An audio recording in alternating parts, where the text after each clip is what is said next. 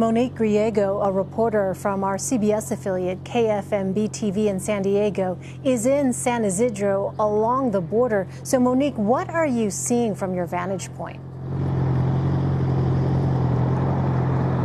Well, since around 11 o'clock this morning, the San Ysidro port of entry was completely shut down.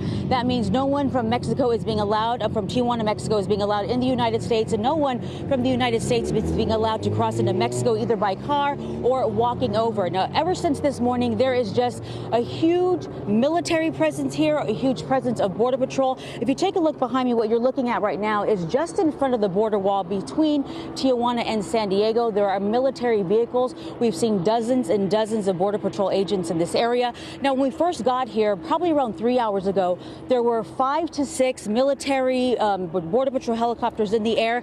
And at one point, we did hear pops and see tear gas being deployed near the border wall. As we were told, groups of migrants, we've heard several hundred, were either rushing towards the border, marching towards the border, when they actually broke through the Mexican security forces lines and made it at some point to the U.S. side of the border, but before the border wall, because there was sort of a valley right there. But we were told that some of them actually made it to the U.S. side of the border after breaking through those lines.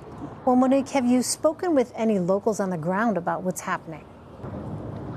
Yes, we have. I mean, if anybody who lives in a border region knows that the two communities are very connected. People live here and maybe go over there for work, or the vice versa. Lots of people just do shopping here. So the mall, which is actually near the pedestrian bridge over here, what we're next to right now, was completely shut down. We actually have had some shoppers come by asking when that's going to reopen. But the commerce in this area is so completely connected that it is affecting a lot of people. They had to completely shut down the mall, and really just people who work and live on this side, they can't get to work, can't get back to their homes. So for them, this is really just a waiting game for when the border is going to reopen. And at last check, I just got an update from CBP, and right now they have no idea of when the border will reopen to people going either direction.